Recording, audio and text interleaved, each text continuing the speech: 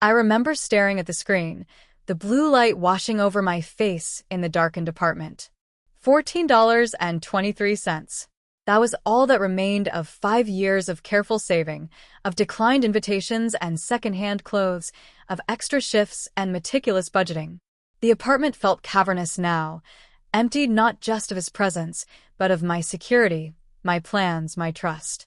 The note on the counter, written in his familiar, hurried scrawl, mocked me with its casual cruelty. You'll bounce back. Thanks for everything. No επαλεγεί. No scam. Just theft masked as inevitability. Logan had always been good at framing his selfishness as something else. Ambition, necessity, even love. The cursor blinked on the screen, a steady rhythm like a heartbeat. A reminder that despite everything, I was still here. Still breathing. Still thinking. I was never wealthy. That was something Logan never understood, perhaps because money flowed differently through his life, appearing and disappearing with equal ease, responsibilities floating away on waves of charm and promises. I was different. I worked as an administrative assistant at the university during the day, surrounded by academics with their theories and deadlines, their passionate discussions about concepts that would never leave the hallowed halls. At night, I edited papers, journal submissions, dissertations, polishing other people's words until they shone. I had a gift for that, making mediocre ideas sound profound, finding the meaning buried in clumsy prose. Especially Logan's. How many nights had I stayed up, reweaving his arguments into something coherent, transforming his scattered research into frameworks that impressed his advisors. The seasons changed outside my window as I saved. Spring rains gave way to summer heat, then autumn chill, then winter darkness, again and again. I watched my bank account grow slowly, steadily, while friends took vacations I declined, wore new clothes I admired but never bought. "Why do you stay with him?" my sister had asked once, watching me cancel plans because Logan had a deadline, a crisis, a need. I didn't have an answer that made sense, even to myself. There was always something compelling about him, something that made me believe in his potential more than my own. His ambitions seemed like a fire I could warm myself by, until I realized I was the one feeding it, branch by branch, with pieces of myself. The silence in the apartment was complete, broken only by the soft hum of the refrigerator and the occasional car passing on the street below. I closed my laptop, set it aside, and went to make tea. A small ritual of normalcy in a day that had shattered all my expectations. The kettle whistled, a sound so ordinary it almost broke me. How many mornings had I made tea for both of us, setting his mug on the bedside table while he slept in, already late for a meeting I would make excuses for? How many evenings had we sat across from each other, my tea growing cold as I listened to his plans, his frustrations, his needs? Time moved differently after he left. Days blurred into weeks as I picked up extra editing jobs, worked longer hours at the university. I spoke to my landlord, arranged a payment plan for rent I couldn't fully cover. I sold clothes I didn't need, books I had already read, the expensive watch Logan had given me just because I later discovered it had been charged to my credit card. I was rebuilding, penny by penny, my independence. And then the emails started coming. First from a classmate of Logan's. "Could you help Logan polish his dissertation draft? He's in bad shape." Then from a professor who had always been kind to me. "Logan seems to be struggling with organization lately. I know you two were close." I remember sitting with my finger hovering over the reply button, feeling the familiar pull to fix, to help, to smooth things over. It would be so easy to fall back into the old patterns. To edit his work one more time, to organize his calendar, to be the silent architect of his success. I could almost hear his voice, the way it softened when he needed something from me. "Harper, please. Nobody understands this like you do." And he was right. Nobody understood like I did, not his work but the way he used people, consumed them, discarded them. Nobody understood like I did what it cost to make him look brilliant. I closed the email without responding and opened a new document instead. The university campus was beautiful in early spring, cherry blossoms drifting like snow across the academic quad. I walked its paths with new awareness, noticing details I had missed before. The way sunlight filtered through the Gothic windows of the library, the determined push of crocuses through half-frozen ground, the laughter of students unburdened by the knowledge of what lay ahead. I passed Logan once, across the lawn. He was speaking to a group of first-year graduate students, gesturing emphatically in that way he had, commanding attention. He didn't see me or pretended not to. I felt a strange sense of disconnection, as if I were watching a familiar actor in a role I once knew by heart. That evening, I composed a formal, professional email to his department chair. I am writing to express concerns about academic integrity. I attached selected evidence, not everything, just enough. Just the clearest examples, the ones that couldn't be explained away. Then I sent a similarly detached response to Logan himself. I'm unavailable for personal assistance at this time. Please consult your department resources. Both messages took less than 5 minutes to write and send. 5 minutes to set in motion what 5 years of devotion could not: accountability. The consequences didn't arrive as a dramatic confrontation or public scandal. There was no explosive faculty meeting, no dramatic expulsion. Instead, it was death by 1,000 cuts to a reputation built on sand. Logan's fellowship offer was quietly rescinded. His dissertation committee suddenly required additional oversight. Invitations to speak at conferences dried up. Former colleagues found reasons not to collaborate. It wasn't that he was immediately cast out. It was that he became invisible in a world where visibility is currency. I watched from a distance as confusion gave way to desperation, then anger, then a kind of defeated acceptance. He never confronted me. Perhaps he never made the connection. Or perhaps, in some corner of his consciousness, he recognized the justice in it. Either way, I felt no triumph, no vindictive joy. Only a quiet certainty that the scales had rebalanced themselves. One rainy Tuesday, about 2 months after I sent the emails, I was shelving books in the university library, a part-time job I had taken to supplement my income as I rebuilt my savings. Through the gaps in the stacks, I caught sight of Logan sitting alone at a study table, surrounded by papers, his laptop open before him. In the harsh fluorescent light, he looked diminished somehow, smaller than I remembered, his shoulders hunched, his expression tight with concentration or worry. For a moment, I felt the ghost of my old self stir, the urge to approach, to help, to fix whatever was troubling him. It passed quickly, replaced by a strange sense of compassion untethered from responsibility. This man had taken so much from me, had used me so thoroughly, and yet watching him struggle alone, I couldn't summon hatred. Only a clear-eyed understanding that we reap what we sow, that facades built on false foundations eventually crumble, that no one, not even Logan with his charisma and charm, can outrun the truth forever. I continued shelving books, moving quietly among the stacks, invisible to him, as I had been in so many ways during our years together. I realized something profound in that moment. My worth had never been dependent on his recognition. The work I had done, the papers I had edited, the research I had conducted, the ideas I had shaped had always been valuable, whether acknowledged or not. The difference now was that I recognized that value myself. I no longer needed external validation, least of all from someone who had seen me only as a resource to be exploited. As I finished my shift and slipped out through the back entrance, avoiding any chance encounter, I felt the last tendrils of our connection finally release. Logan was no longer the center around which my life orbited. He was just a person I used to know, a chapter in my story that had ended, a lesson learned at great cost but with greater reward. Summer came, bringing with it a letter I had almost forgotten I was waiting for. The professional development grant I had applied for months earlier, not for Logan but for myself. The selection committee was pleased to inform me that my application had been successful. The amount wasn't life-changing, but it was enough to finish the graduate program I had deferred when Logan's needs became all-consuming, enough to relocate to a city where I knew no one and no one knew me, enough to start again with no history weighing me down.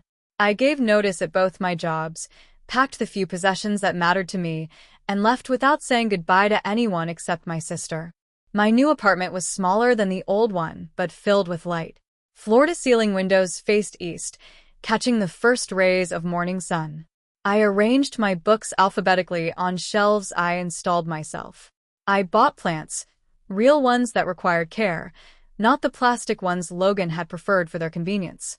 I set up my desk by the window, positioned my laptop just so, and pinned a small sticky note to the wall where I would see it every day. Don't build empires for cowards. Not a reminder of Logan, but a promise to myself. The first morning in my new home, I woke before dawn and made coffee, watching the city slowly illuminate as the sun rose. Time passes differently now. I measure it not in Logan's deadlines or crises, but in my own achievements, small and large. Papers published under my name. Relationships based on mutual respect rather than extraction. Savings rebuilding, not just in monetary terms but in self-trust, in boundaries maintained, in energy preserved. I still edit other people's work sometimes, but I charge professional rates and maintain professional distance. I still wake occasionally from dreams where my bank account is empty, where everything I've built has vanished overnight. But those dreams come less frequently now. More often, I dream of open roads, of light-filled rooms, of conversations where I speak and am heard. There are still moments when I doubt myself, when I question whether I could have handled things differently, been more direct, more confrontational. There are still days when I feel the phantom weight of responsibility for someone else's success. Old habits of self-denial creep back in unexpected ways, hesitating before buying something I want, feeling guilty about time spent on my own interests, automatically reaching to solve problems that aren't mine to solve. But I am learning to recognize the difference between generosity and self-erasure. Learning that my value doesn't lie in what I can do for others, but in who I am and what I create. I think about who I was 5 years ago when I first met Logan at a faculty mixer. I was already working in the administrative office, already editing on the side, already saving for some undefined future. But I was also unsure, eager to please, convinced that my worth was measured by my usefulness to others. Logan saw that immediately, not as a vulnerability to protect, but as a resource to exploit. "You're so good at this," he'd say, watching me reorganize his chaotic notes. "I don't know what I'd do without you," he'd sigh, as I stayed up until 3 in the morning editing a paper he'd left until the last minute. In the beginning, these words felt like validation. Later, they became a weight around my neck, a debt I could never fully repay. I remember the first time I realized something was wrong. We had been together for almost a year. Logan had a conference presentation coming up, a prestigious opportunity he had been talking about for months. I had helped him apply, edited his submission, practiced with him countless times. The night before he left, I noticed a discrepancy in our joint account, several $100s missing. When I asked about it, he dismissed my concern with practiced ease. Just some conference expenses. Don't worry about it. But something in his tone made me check my personal account, the one I had before we met, the one I had kept separate because some part of me must have known this day would come.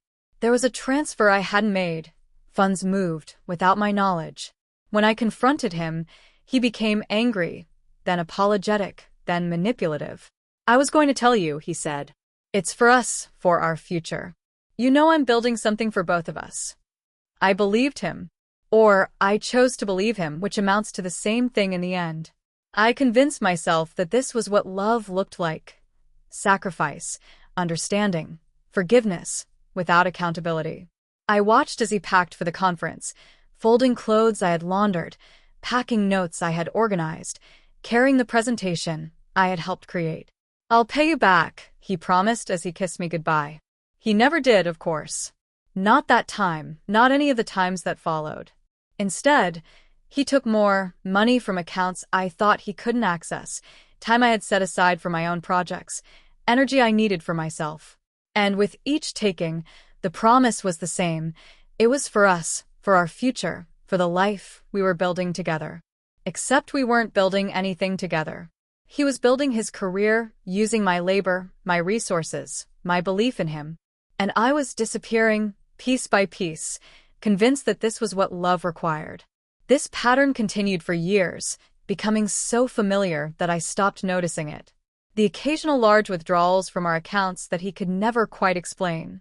The constant need for me to step in and fix his problems, organize his work, make him look competent to people whose opinion mattered. The gradual isolation from friends who tried to point out what I couldn't see. The slow erosion of my own ambitions, my own plans, my own sense of what I deserved. The day I found the bank account empty was not the day Logan left. He had been gone for nearly a week by then, offering vague explanations about a research trip, a colleague who needed help, an opportunity too good to pass up. I had been too busy covering for his absences at the university, making excuses to his department head, to realize that he wasn't coming back. It wasn't until I went to pay rent and found insufficient funds that I began to piece together what had happened. He had been planning this for months, gradually moving money, establishing connections elsewhere, setting up his escape. The note on the counter had been left days before I found it, sitting there like a time bomb while I continued to live as if nothing had changed. That night, after staring at the empty bank account, after reading and rereading the note, after calling his phone only to find it disconnected, I sat on the kitchen floor and felt something unexpected. Relief. Relief so profound it brought me to tears. Relief that washed through me like a wave, carrying away years of tension I hadn't known I was holding. The apartment was empty, my savings were gone, my trust was shattered, and yet I felt lighter than I had in years. The constant low-grade anxiety of waiting for Logan's next crisis, next demand, next manipulation was gone. The exhausting vigilance of monitoring his moods, anticipating his needs, walking on eggshells to avoid his disapproval had lifted. I was alone and I was free. The next morning, I woke early, made coffee, and began to take inventory. Not just of what remained in the apartment, the furniture he had deemed too inconvenient to take, the books that didn't serve as immediate purposes, the kitchen items he had never learned to use, but of what remained of me. Skills I had honed while supporting his career. Connections I had made while networking on his behalf. Knowledge I had accumulated while researching his projects. All of these things were still mine, untouched by his betrayal, undiminished by his absence. I opened a new document on my laptop and began to list them, one by one, a catalog of my own worth independent of what I had given to him. The list grew longer than I expected. Administrative skills developed through years of navigating university bureaucracy. Editorial expertise honed through countless late nights improving other people's work. Research abilities strengthened through endless hours in libraries and databases. A reputation for reliability and excellence among faculty who had come to trust my judgment even as they remained unaware of how much of Logan's work was actually mine. A deep understanding of academic politics and publishing requirements that most graduate students took years to develop. All of these assets had been invisible to me while I was with Logan, overshadowed by his constant needs and demands. Now, in his absence, they came into focus with startling clarity. I spent that first week reclaiming my life in small, deliberate ways. I moved the furniture, positioning the couch to face the window rather than the television Logan had insisted was the focal point of the room. I deleted his playlists from my music accounts, rediscovering songs I had loved before his tastes became our tastes. I cooked meals he had dismissed as too simple or too time-consuming, savoring flavors that were chosen for my pleasure alone. I slept in the center of the bed, spreading out my limbs, taking up space without apology. These acts were not dramatic or vengeful. They were quiet reclamations, gentle reminders that this life was mine now, to shape according to my own desires. When the first email came from Logan's classmate, I felt the old pull immediately. The familiar urgency to set aside my own needs, to step in and fix what was broken, to make things easier for everyone else. My fingers hovered over the keyboard, ready to offer help, to provide the scaffolding that had supported Logan's academic career for years. But something stopped me, not anger or resentment, but a sudden clear-eyed recognition of my own value. Why should I continue to provide free labor for someone who had taken everything and left without a backward glance? Why should I persist in being invisible, uncredited, unacknowledged? I closed the email without responding and turned instead to my own work, my own goals, my own future. More emails followed, each revealing another piece of the unraveling that was occurring in Logan's life without my constant intervention. The missed deadlines, the disorganized presentations, the increasingly concerned communications from his advisors. Each message confirmed what I had begun to suspect. Logan's academic success had been built on my unacknowledged labor, maintained through my constant vigilance, sustained by my willingness to remain in the background. Without me, the carefully constructed facade was crumbling, revealing the hollow center beneath. There was no satisfaction in this knowledge, no vindictive pleasure in watching his struggles from afar. Only a growing certainty that I had been right to step away, to reclaim my energy and attention for myself. The final email came from Logan himself, weeks after his disappearance. No apology for the emptied bank account, no explanation for his abrupt departure, no acknowledgement of the harm he had caused. Just a request, almost a demand, for my assistance with his failing dissertation. "You are always better with the boring stuff," he wrote, as if the years of my life I had given to his success could be dismissed so casually. "Help me out. It'll look good for both of us." The breathtaking entitlement of it, the assumption that I would still be available to him despite everything, the complete absence of recognition for what he had taken from me, all of it crystallized into a moment of perfect clarity. I knew exactly what I needed to do. My response to Logan was brief, formal, devoid of emotion. "I'm unavailable for personal assistance at this time. Please consult your department resources." No recriminations, no accusations, no hint of the evidence I had been quietly gathering. Then I composed a second email, this one to his department chair, with whom I had worked for years in my administrative role. "I am writing to express concerns about academic integrity." I began, attaching only the most irrefutable evidence of Logan's academic dishonesty. Papers I had substantially rewritten without credit. Research he had claimed as his own that had been conducted primarily by me. Sources he had accessed through my administrative credentials that should have been off-limits to him. Not everything. I kept back the more ambiguous examples, the gray areas where contribution blurred into collaboration. Just enough to raise serious questions, to prompt an investigation, to ensure that the truth would finally be examined in the light of day. I didn't expect immediate results, and none came. Academic investigations move slowly, deliberately, with careful attention to procedure and evidence. But I began to notice small changes in how Logan was treated within the department. The fellowship that had been all but guaranteed to him was awarded to someone else. His name disappeared from the list of speakers at an upcoming symposium. Faculty members who had once sought him out now found reasons to be elsewhere when he entered a room.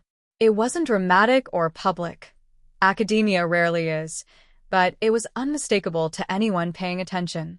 The currency of Logan's world was reputation, and his was being devalued one interaction at a time. I watched this unfold from a careful distance, never engaging directly, never drawing attention to my role in what was happening. This wasn't about revenge or retribution, it was about truth, about consequences, about the natural rebalancing that occurs when artificial supports are removed. I had not destroyed Logan's career. I had simply stopped artificially maintaining it. The truth had done the rest. And in that truth, I found not vindication but liberation. The energy I had once poured into making Logan appear brilliant was now available for my own pursuits, my own growth, my own future. The grant notification arrived on a Tuesday morning, a thin envelope that I nearly missed among the bills and advertisements. The professional development opportunity one had applied for months earlier, before Logan's departure, before the empty bank account, before the reclamation of my own worth. I had almost forgotten about it, convinced that my application had been lost or rejected. But here it was, acceptance, funding, opportunity. Not enough to replace everything Logan had taken, but enough to begin again. Enough to move to a new city, to enroll in the graduate program I had deferred for years, to start building a life that was entirely mine. I gave notice at both jobs, packed what mattered, and left without looking back. The only goodbye that felt necessary was to my sister, who helped carry the last of my boxes to the car. "Are you running away?" she asked, concern evident in her voice. I considered the question carefully, feeling the weight of it. "No," I answered finally. I'm running toward something. My new apartment is on the third floor of a converted warehouse, all exposed brick and tall windows that catch the morning light. It's smaller than the place I shared with Logan, but it feels more spacious somehow, filled with possibilities rather than demands. I've arranged it exactly as I want, without compromise or consultation. Plants on every windowsill, books organized by color rather than subject, a desk positioned to catch the best light for writing. On the wall above my computer, I've pinned a small sticky note with words I wrote to myself in that first week after Logan left. Don't build empires for cowards. Not a reminder of him, but a promise to myself about the kind of life I'm building now. The graduate program is challenging, exactly as I hoped it would be. After years of making other people's work shine, I'm learning to trust my own ideas, my own voice, my own scholarship. My professors have noticed already the unusual maturity of my analysis, the precision of my writing, the depth of my research skills. You seem more like a colleague than a first-year student, one of them commented recently. I smiled but offered no explanation. The truth, that I had essentially been doing graduate-level work for years, just under someone else's name, remained mine to keep or share as I choose. I see Logan's name occasionally, usually in footnotes or acknowledgments rather than as a primary author. His star has fallen, not dramatically but inevitably, like a balloon slowly leaking air. I feel no pleasure in this, no sense of victory or vindication. Only a quiet certainty that the world has rebalanced itself in the way it eventually must when truth replaces illusion. Sometimes I wonder if he understands what happened, if he recognizes that his success was always built on my invisible labor. More often, I think he doesn't. People like Logan rarely see the scaffolding that supports them. They notice only when it's gone, and they can no longer reach the heights they once took for granted. The coffee shop near my new campus has become a sanctuary, a place where I go in the late afternoons to read, to write, to think. The baristas know me now, greet me by name, start my order before I reach the counter. I claim the same table each day, by the eastern window where the light lingers longest. I spread out my books and papers, make notes and margins, develop ideas that are entirely my own. Sometimes I notice young couples at nearby tables, the dynamics so familiar, so reminiscent of what I once accepted as normal. The way one person dominates the conversation while the other shrinks, defers, disappears. I want to pass them notes, leave warnings. Notice this. Remember yourself. Don't disappear. But I don't. We all must find our own ways back to ourselves, must learn through our own experiences what we will and won't accept. Instead, I focus on my work, on the words taking shape under my pen, on ideas that belong entirely to me. And when the light begins to fade and the barista calls out that they're closing soon, I pack up my things, leave a generous tip, and walk home through streets that no longer feel foreign. I have no need to check my phone for missed calls or messages, no anxiety about what awaits me at home. Just the quiet certainty that the life I'm building now is truly mine, its foundation laid not in someone else's ambitions, but in my own hard-won wisdom. And that, I've discovered, is worth more than any amount stolen from a bank account. That is the wealth that cannot be drained. Last week, a package arrived at my door. No return address, just my name written in unfamiliar handwriting. Inside was a check for the exact amount Logan had taken from my account, along with a brief note. I'm sorry. You deserved better. No signature, but none was needed. I held the check for a long time, turning it over in my hands, feeling the weight of what it represented. Not just the money, though that was significant, but the acknowledgement, however belated, that what had happened was wrong. That I had, indeed, deserved better. After careful consideration, I didn't cash it.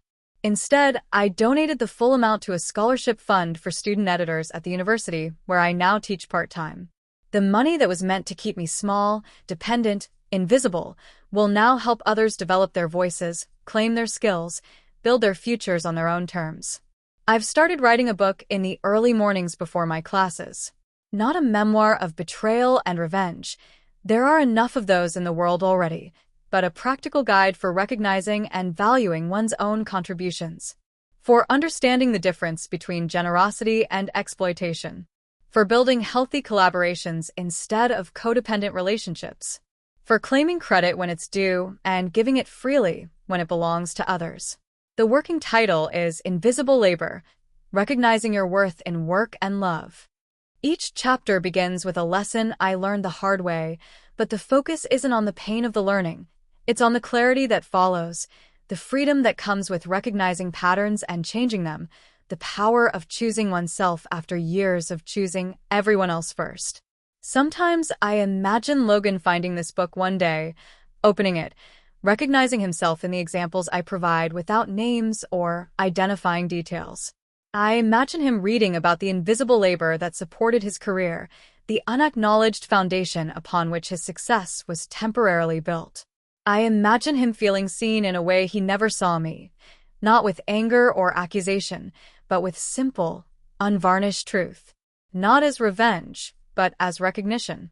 In my most hopeful moments, I imagine this understanding changing him, helping him become someone who values others' contributions, who builds authentic success rather than exploitative facades. But even if that never happens, even if he remains exactly who he was, I know that my words will reach others who need them. Others who are where I once was, giving endlessly without recognition, believing their worth lies only in what they provide to someone else. As I write these final words, sitting by the eastern window of my apartment, watching the sun gild the city with early morning light, I feel a sense of completion. Not because the wounds have all healed, some scars remain, and perhaps always will, but because the story no longer defines me. I am not the woman whose boyfriend drained her bank account and whose response sent his academic career into the trash. I am simply myself, a writer, a teacher, a person building a life on her own terms. The betrayal was real, the response was justified, but neither is the whole of who I am or what I have to offer. That truth, hard-won and precious, is the real wealth I carry forward. That is the legacy I choose to create.